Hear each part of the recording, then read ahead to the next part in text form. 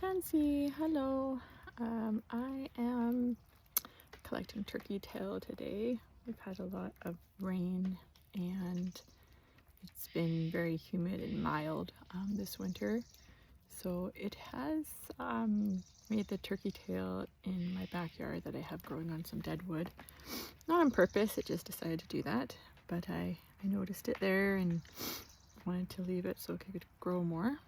And I could harvest some when it was ready. So here it is here. Oh, I can't turn the camera around now. So there are lookalikes. So how do we know that this is turkey tail?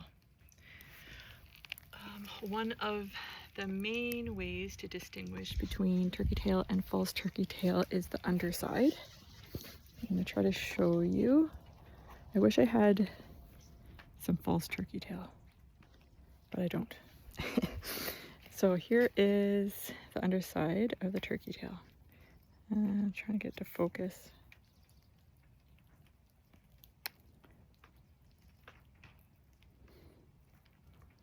Okay, oops. Where'd it go? Okay, here's the underside of turkey tail.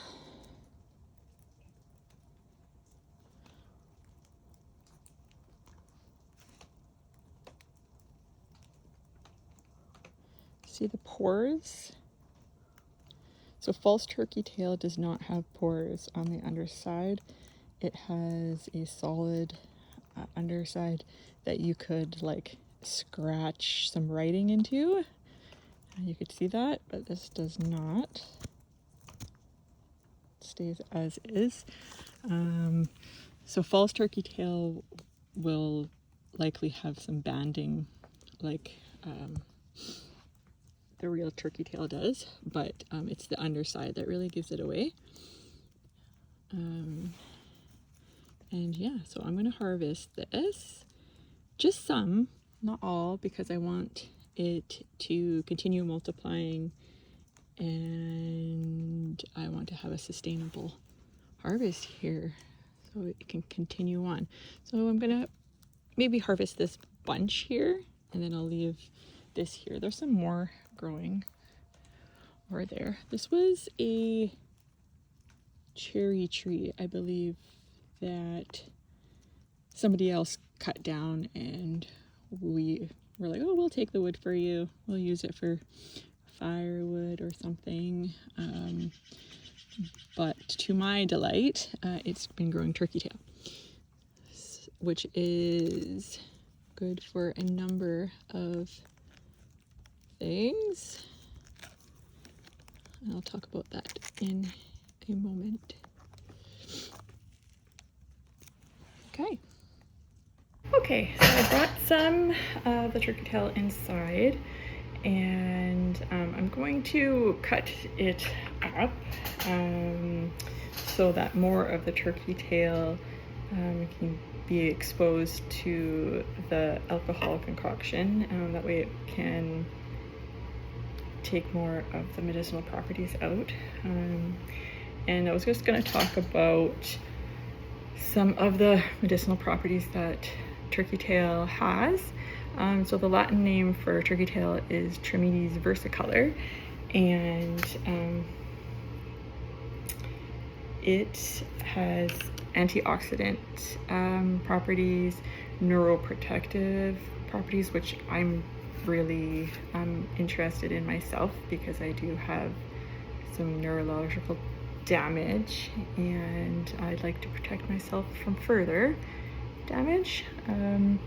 They also have hypolipidemic effects, so good for cholesterol, immune modulating effect, so good for helping your immune system work the way it's supposed to, anti-cancer effects. So it's really a very powerful multi-medicinal fungi. It also has wound healing properties, anti-diabetic, antimicrobial, and anti-inflammation. So it's a good medicine. It's worth harvesting. It's worth getting to know. So yeah, so I'm gonna snip these up, and I just want to show you something. I always dry my turkey tail before I put it in alcohol, which you don't have to. But I have some knowledge that I can't unsee. So when you dry turkey tail in a jar, let's say, you'll notice that as it dries, these little tiny beetles will crawl out of the turkey tail. So I'm eliminating preserving beetles in my medicine. Okay. So you can see here these tiny little guys. They've crawled out of the dried turkey tail.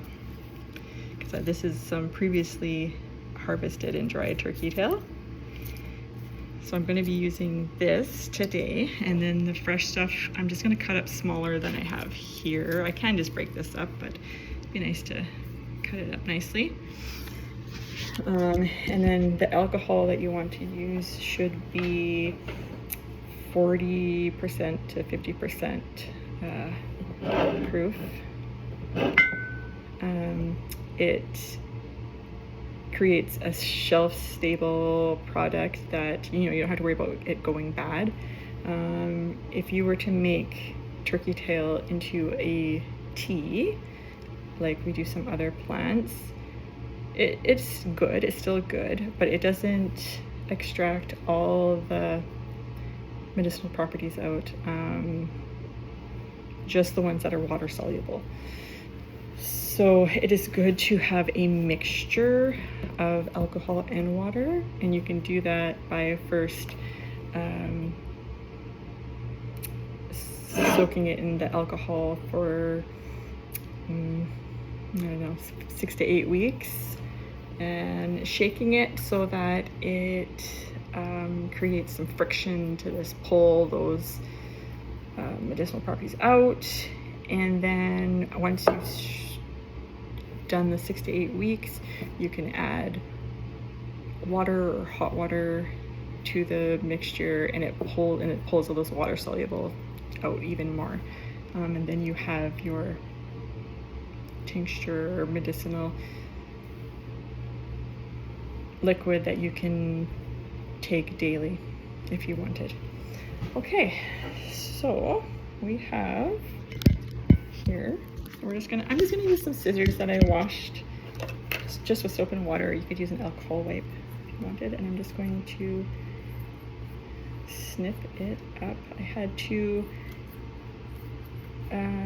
kick my kitty out because he was way too interested in this. I think he wanted to use it as a toy, take it away.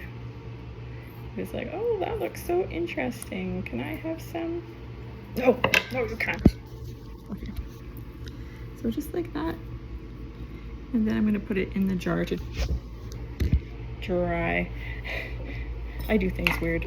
You could also put it like on a drying rack if you wanted, but I don't want the beetles crawling around my house. So I just put it in a jar where there's lots of room, so that like the jar is like full of air, so it will dry. Like just an old jar. And then clean it, make sure it's clean, and then put your turkey tail bits in there. And yeah, so I'm just going to cut this up, and then we'll get started on the tincture with the dried turkey tail. Okay, so I'm going to break up the turkey tail and put it in this little clean jar. And because it's alcohol, it may corrode the lid a bit, so you could put a piece of cloth or parchment paper between. Same with the vinegar, like if you're making an oxymel, you could just put a little something in between, because you're going to be shaking this, so the lid needs to be quite tight so it doesn't go everywhere. And the reason I make the alcohol tincture is because it's one of the easiest methods of extraction and it's shelf stable, like it doesn't go, you don't have to worry about it going bad. I don't love the taste of alcohol or vodka, so I'm gonna try brandy. There is a local herbalist in my neighborhood who makes medicinal tinctures, and she sometimes uses brandy, and it's a lot more palatable than the vodka, I find, but some people don't mind vodka at all. Like you could put this tincture in a drink if you were having like a social drink. You could use it that way, and it's actually, you're getting health benefits from it. Alcohol is like it absorbs into your bloodstream through your intestinal wall, so that's another, like if you're getting the medicinal properties quite readily. What's another reason?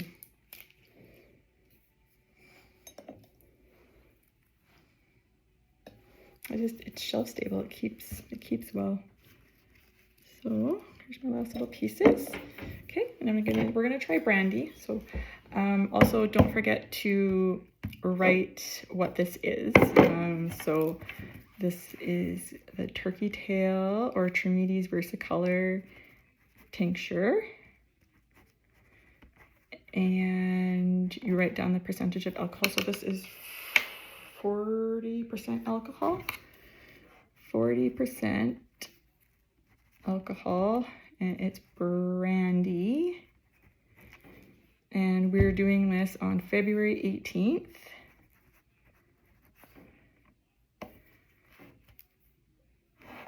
Yeah, so keep it away from light.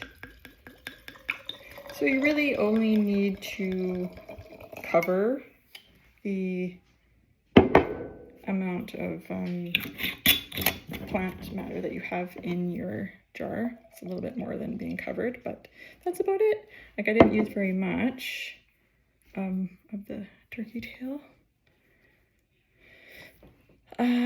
The other batch will be a larger batch, but this one's a smaller one, which is fine. That won't take very long to dry. So you just want to shake this every now and then, and yeah, label it, and you're good to go.